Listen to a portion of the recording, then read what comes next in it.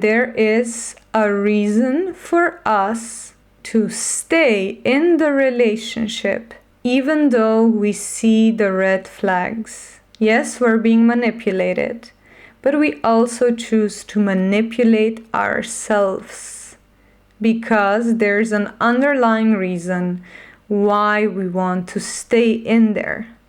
Hey, my little sweethearts.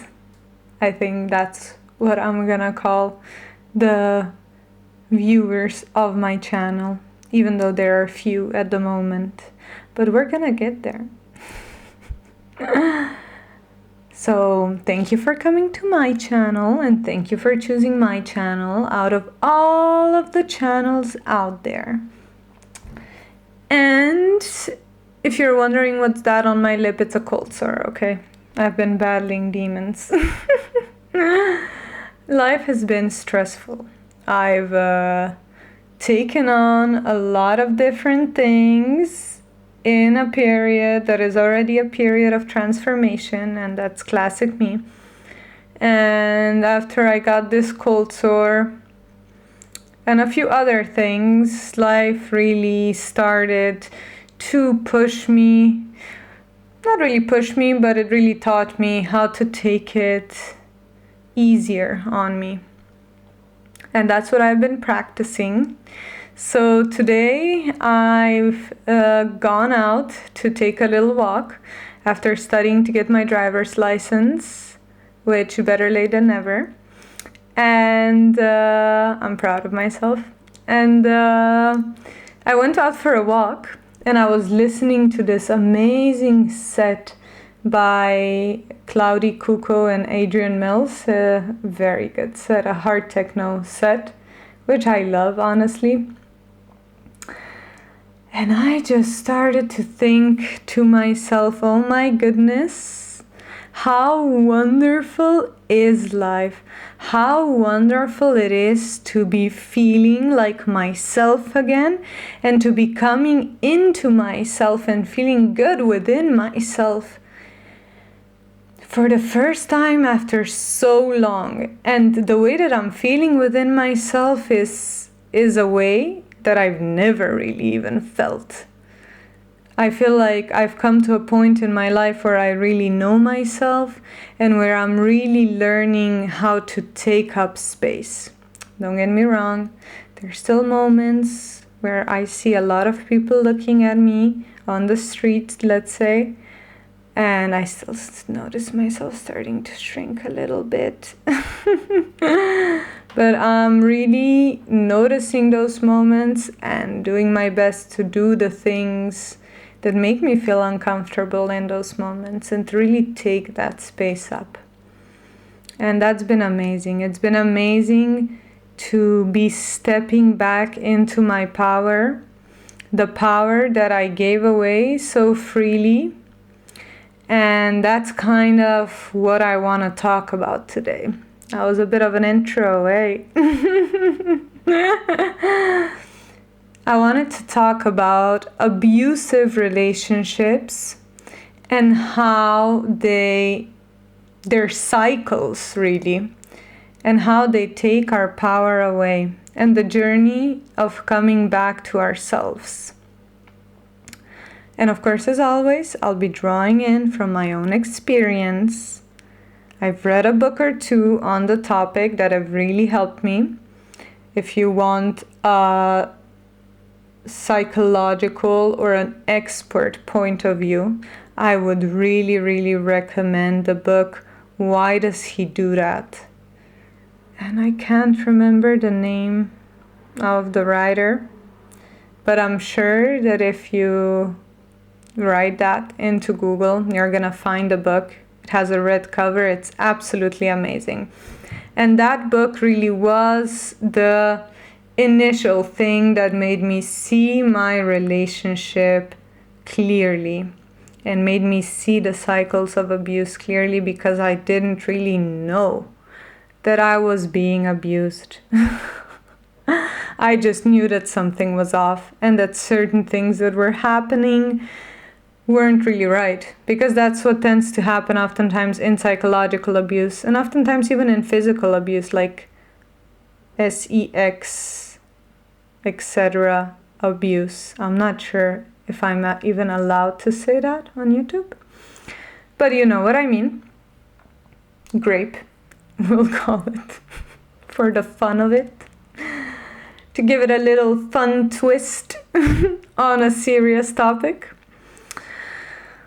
There is a reason for us to stay in the relationship even though we see the red flags. Yes, we're being manipulated, but we also choose to manipulate ourselves because there's an underlying reason why we want to stay in there, why that feels better than being alone.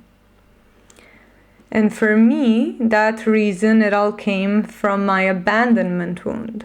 The reason was in that moment that I just didn't want to be alone, and because I didn't have a strong family bond and I always felt like the black sheep, I didn't feel like going back home and I wanted to escape. And I didn't know how to really truly love myself, even though I thought I did, or I thought at least that I was learning how to. And so even though I saw the red flags, even though I heard the name calling, even though I've seen the restrictions and the limitations of if you don't do this, if you don't come with me, I'm not gonna be with you, and the love bombing and the immediate leering into commitment, even though I saw all of that, I still decided to stay. I gave it a short break. I did. And after that short break, I was like, no, I love him. I really like this guy. I don't want to be on my own. I don't want to. And unconsciously, I was like, no, I don't want to, because I was traveling at the time. I don't want to continue traveling on my own. What am I going to do? I don't want to go back home to my family. And so that felt like the best option of escape, really. And deciding to ignore all the red flags that were there. And we all have that kind of underlying unconscious reason why we choose to stay. And it usually has to do with a wound. And of course, these people, they are fantastic manipulators. The kind that I've never, wow, what a masterpiece, truly. An art form, a degree in manipulation. And of course, they lure us in. Because what happens are these continuous cycles that happen, where things are going super well, and particularly at the beginning, we're being love bombed. But if you pay attention, you'll see the red flags from the start. And there's the love bombing, everything's great. And then the shitty things start to happen, the control, the coercion, the demands, the name calling. For me, in my case, it was really the name calling, the jealousy, the striping away of all of my friends in the initial stages, through manipulation, through making me feel like there was something wrong with me, that I'm being a WHORE. And that's why I needed to get rid of these people in my life, because I couldn't be trusted, for example.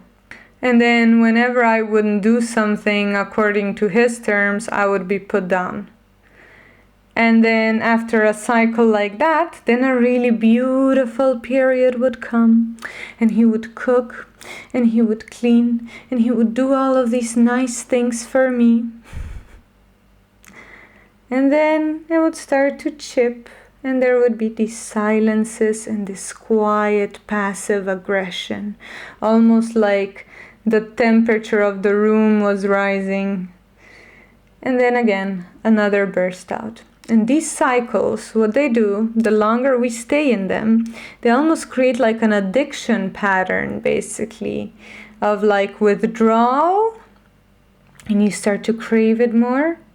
And then it gives back the love, basically. The withdrawal and the anger and the negativity and abandonment in certain ways, and then the love comes back, and it creates this like weird reinforcing cycle that makes it really hard to leave it.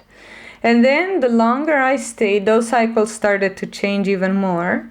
What I realized was that even the good periods actually were part, of course, of the same cycle, in the sense that they were part of the same cycle of coercion and control, which is what these kind of abusive partners always want, because they themselves carry the belief that they need to be this way in order to keep safe, for example, or some of them might even have a particular kind of trauma related to that, but that trauma never justifies the behavior. Have we been traumatized? Yes. Are we abusive? No. So it's a deeply ingrained belief system that these people carry, whether it be conscious or unconscious. But even when we try and argue that it's unconscious, really, for example, I'll give you an example. My ex-husband, he really wouldn't do much around the house. He wouldn't really help at all during particular periods, during the more difficult periods, which I'll get more into. But then let's say when we moved in with his sister, he was helping with everything because they have a need to portray a really good image of themselves around other people, which is another thing actually, that a lot of people are gonna really love them, because they'll always be there for them. And oftentimes that's why people won't actually believe the victim of abuse, because that's part of their same aspect of narcissistic personality of wanting to control the way that other people perceive them and the people that are they're closest to. They want to control their... So all of these things that appear to be kind of unconscious, they're also very, very conscious of what they're actually doing. So don't let them fool you, and don't let them be the victim, because that's another thing that these kind of people do as well. It's called Darvo, actually. The part of Darvo that I remember the most is the fact that they will always reverse the role between victim and offender, no matter the fact that actually they're to blame in that particular situation. I'm not saying that we're saints, okay? Nobody's a saint here. I have my own faults, yeah? But every time I had something to say about his behavior, he would reverse the role of victim and offender. And that's where I was. That through the years, this pattern did not actually get easier. It got harder and it evolved deeper. And for us, we were traveling a lot. We were moving from country to country.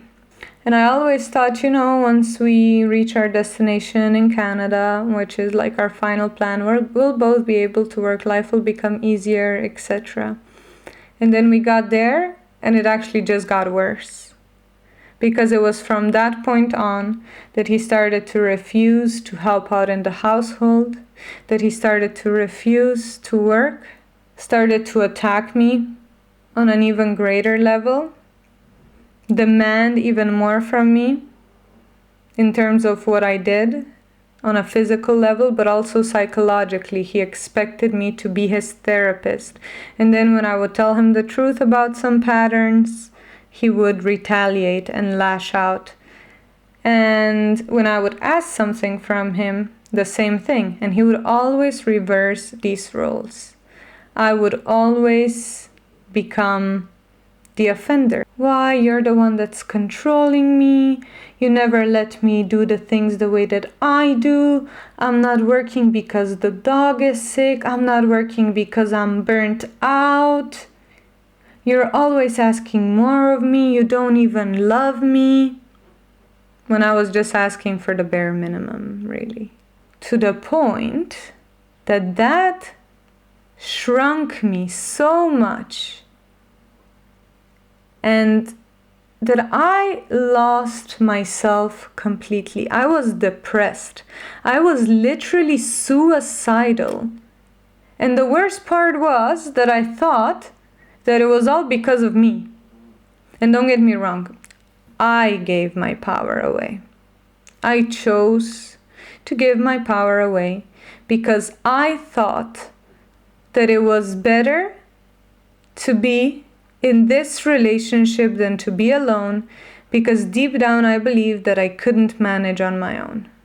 But also I was being manipulated and put down on a daily basis. It was a long journey before I even figured out that this was abuse. And even in my past relationship, where the abuse was much more severe, actually, talking about rape and things like that, I didn't admit myself that that was abuse for a really long time. And here I also didn't see it. It just felt like the relationship was going through a rough patch and that we were both having a rough time, and maybe I was doing things wrong, and I was watching a bunch of different videos on relationships and on how to save them, and a lot of very wrongful advice, which I think from those therapists that I was listening to on YouTube, it came from the right place, but not applied to the right situation, where they were talking about trying to look more into ourselves when certain particular things are bothering us within our partner, which I think it's actually wonderful advice if you're not being in an abusive relationship and not realizing that you're in one. But everything felt off. And then I started to realize for the first time that I was in an abusive relationship, that I was being psychologically abused. When I took a trip to Mexico, and I was so terrified to go there alone, and I was like, why am I like this? I never used to be like this. Where is my power? And I started to see things clearly. And then I listened to another one of those videos saying how I needed to look more within myself. And I realized also unconsciously that if I was going to go away, I would have to really do it all on my own, and I didn't really feel like I had the strength within myself. And so I manipulated myself into staying again. And I did that for about 6 months. And we decided to start therapy. That was one of the conditions, which thank the Lord, because it was through that therapist in one of the sessions where he really started to go down on me, on the fact how he sacrificed everything for me, and how he can't even pursue his dreams because of me, because I'm the one that puts him down. And mind you, I was living this guy, providing for him, for everything, for a very, we're talking years, okay? And I've always encouraged him to just pursue whatever he wants, that I'll be there to help him. And how I'm a selfish, single child. After that session, I was like, what the hell? Why do I feel so gross? And why am I seeing the images of my past relationship? I had a panic attack. I had to put an ice on my face. I just felt this disgust within me. And still, I couldn't put a finger on what it was. And so then I decided to have an individual session with with our therapist, who was also my therapist. He did a few individual sessions with him as well, but as he didn't really want to do too many. And said to me that was psychological abuse. And for the first time, I had someone see it and call it by what it was. And that really turned a light in my mind of how could I continue in a relationship where I was being put down and stomped on for that long. I just couldn't anymore. I was like, you know what? I deserve more. I deserve better than this shit. And so I decided that I'm gonna move on. And at first, and I think that's something that's really hard, like for women in these kind of situations to even decide that. I read in this book that on average, there's usually 7 breakups or 7 separations before a woman decides to actually walk away. And for me, I believe this was like the 5th time. And that was already really hard. And then what's really hard is to actually leave. Depending on the kind of abuse that you might be experiencing, it might be even harder. For me, with some kind of blessing of God, the situation actually didn't escalate, but I was terrified that it would, because he would also slam drawers, take down closet doors in an aggressive way, toss stuff, yell randomly, rip clothes. So I was like, I don't know where this is gonna go once I tell him. So I decided, of course, to do everything in secret. And my therapist said that he would help me with it, but which wasn't really the case. He didn't. And in fact, he made things a little bit worse even, because he had an individual session with him, because he said he couldn't hold the container anymore to have the sessions together, which of course fair. But my ex actually manipulated him slightly into believing that he was doing those things because he was afraid, to the point that I had to kind of shake the therapist and be like, did he just manipulate you? And of course he admitted his fault and stuff, and everything was fine. But I couldn't really fully trust him anymore after that. And also I didn't know, once the separation was done, whether he was still working with him or not. It just became kind of muddy, But he was a pretty good therapist. And I'm really grateful for this part. I'm deeply grateful to him for it. He helped me a lot in so many levels. So anyway, I had to do all of that in secret. And me, I'm not a person that keeps secrets well. I'm not a good liar. I fucking suck at it, honestly. And so I had to plan how to close my bank account, turn off my phone number, turn off the electricity, get rid of the furniture, how to tell my boss that I'm leaving before I gave a notice, without giving proper 6 months notice. How am I gonna tell the landlord without her telling him? What am I gonna do with his stuff? And he wasn't working, mind you, so he had no money. Also, and he wasn't living in that, his family wasn't from that city. They were from the other side of Canada, okay? So that was terrifying for me, to have to do all of that in silence. I think I took multiple walks a day. I don't know how I managed that, for real. God bless me. But I did. All on my own. Really, all on my own. Even though now I have a great support system, but that truly was just me. I had my friend to kind of lean on and to talk to, though. Then once I had all of that sorted, I decided to tell him about 2 weeks in advance before I would leave, because I was so afraid that he was gonna coerce me and manipulate me to stay again. And I realized I had to tell him, even though I was afraid also of how he would react because of his things. He also had to plan stuff out. And in terms of where he was gonna live, whether he wanted to stay in that apartment or what he was gonna do. And by some grace of God, the reaction was pretty calm. And of course, he did try to coerce me a few times with multiple tactics, but there was no aggression or meanness. Thank the freaking Lord. I think it might have been because he thought that I might change my mind again, like I have multiple times before, but not this one, baby. So yeah, and then I managed to leave.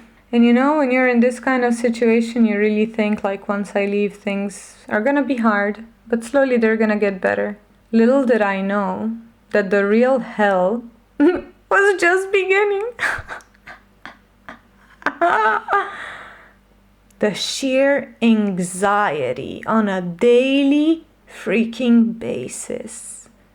The constant nausea, it wasn't even mental thoughts, it was the insane, continuous bodily discomfort, and the feeling of powerlessness, the feeling of I cannot do this, everything is too much. Also because I came back to my home country after 12 years and there was a bunch of information. that just came crashing down on me. Difficult stuff. Difficult stuff. And I was like, I can't. And in that, I thought, all right, I'm a bit better. I can eat now. And then the massive 3, 4, 5, 6 hour long take me to the emergency room or the psychiatric hospital panic attacks came in. Thinking I am entering into a state of a psychosis. God, please help me. There was nobody that could help me. Except benzodiazepine in that moment. And therapy. And you know, I'm not big on pharmaceuticals, but thank the Lord. Honestly. In those kind of moments, thank the freaking Lord, because I'm not big on these things at all, and I know how addictive they are. But once you are in such an intense state of panic where nothing else is helping and your body is just going insane, like, it needs some help. Accompanied by therapy. And of course, never using that as a crutch. Always with the idea of moving away from it. And the reason why these huge panic attacks happened and this anxiety and all of that was essentially because I gave my power away. It was because I felt like I couldn't do it on my own. And for the first time, I started to do it on my own. So my solar plexus chakra was freaking out. It was freaking out. I was freaking out. And then little by little, I came to the point of today, where I'm living my best life, making my dreams come true, waking up with so much more peace of mind than ever before, walking the streets smiling, feeling so much more ease than I ever have, feeling like myself again. And I'm not gonna toot my own horn, because this is still a work in progress and it takes time. But all of that to say that if you're in an abusive situation, you can do it. You can manage it. Yes, it's gonna be fucking hard. Maybe not on the same level as it was for me. I really hope not on that same level. And for some, not to scare you, but it might be harder. Particularly if you're in physical danger or have children. God bless you. Truly. That was the situation of my grandmother. And I do feel to a certain extent those things are also passed down. You can do it. It's gonna be hard, but you're gonna see the light again. And the light is gonna be so much brighter than it ever was before. And now, funnily enough, I can recognize these types of men, and they're really, sadly, everywhere. I believe men with profound wounds are the majority, sadly. Our world is deeply wounded on so many levels, and we really need all the help that we can get. And it's funny, you know? It's funny when you become magnetic and suddenly you have like 30 guys adding you on Facebook and all of them look fucked up. Okay, and I don't want to be judgmental just by looks, but I've come to a point of my discernment where I can really recognize the type, and I can really see that all of them are like this. And now I can consciously make a choice of no thank you. And I can still feel at times those feelings of wanting to be with someone, but actually really not wanting to be with someone, just wanting someone to caretake me. And then I can kind of rationalize that and go through it of like, this is really not what I need, and I'm gonna be the one to nurture myself. And it's through these steps that I'm actually healing, and that eventually I will attract a different type of men. No, it's not our fault that we've been abused, but we do attract these type of people for a reason. And if we want a different life, we need to heal to attract different things, sadly. No, it's not our fault that we're that way, that we grew up in that way, that we have the trauma, that we have the wounds, that we have the family history. But now it is our responsibility as grown-ass women to change and to heal, really, those wounds, and to love ourselves so deeply that we know how much we deserve, that we never allow a piece of shit like that into our lives again. I hope you enjoyed this video, and I hope it has potentially given you some clarity over maybe your situation or over the situation of a loved one. If it is the case of a loved one, please read some information on how to approach your loved ones that might be in a situation like this. Please don't try to scold them with it or to really judge them. There are particular approaches that are more helpful than others. And I really recommend that you read the book that I mentioned earlier in the video, or at least read the chapter in the end that's about supporting loved ones in this kind of a situation.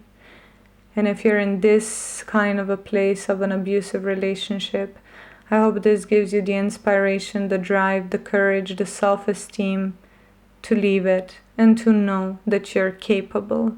I wish, and it almost feels like I'm also speaking to a past version of myself. And yes, we can do it.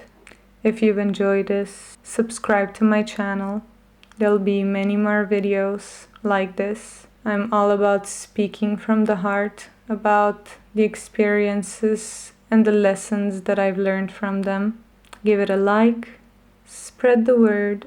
I love you very much, and I'll see you next time. Bye!